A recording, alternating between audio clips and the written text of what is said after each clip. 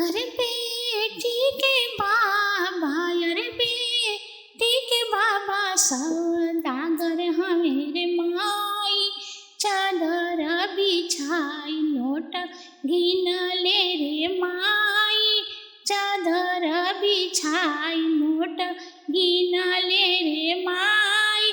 अरे दूल्हा के बाबा, अरे दूल्हा के बाबा धन लोभी हमेरे माई। चादर बटोर नोटवा बांधेले रे माई। चादर बटोर नोटवा बांधेले रे माई। कोहा बर बैठल बेटी, कोहा बर बैठल बेटी हंसेली रे माई। आज बाबा नौकर खरीद ले रे माई। आज बाबा नौकर खरीद ले रे माई। अरे कुर्सी बैठल दुल्हा, कुर्सी बैठल दुल्हा रोवे ले रे माई। रुपया कारण बाबा बेचले रे माई। रुपया कारण बाबा बेचले रे माई।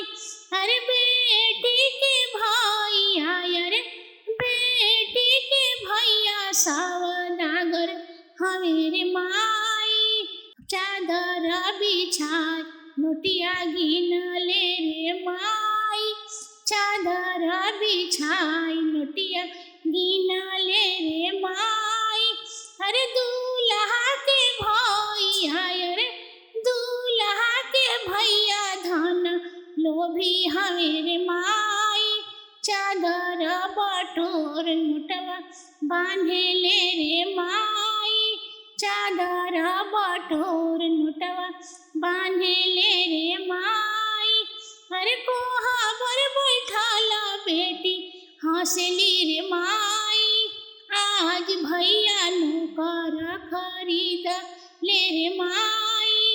आज भैया नौकर खरीद ले रे माई। अरे कुर्सी बैठल दुल्हा, कुर्सी बैठल दुल्हा रोवे ले रे माई। रुपया कारण भैया बेचले रे माई। रुपया कारण भैया बेचले रे माई। अरे बेटी के जीजा, अरे बेटी के जीजा सौदागर हमेरे माई।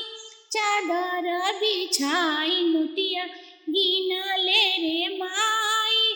चादर बिछाई नोटिया गिनले रे माई। अरे दूल्हा के जीजा, अरे दूल्हा के जीजा धन लोभी हमेरे माई। चादर बटोर नोटिया बांधले रे माई। चादर बटोर नोटिया बांधले रे माई। अरे कोहा बर बैठल बेटी हंसली रे माई। आज जीजा नौकर खरीद ले रे माई।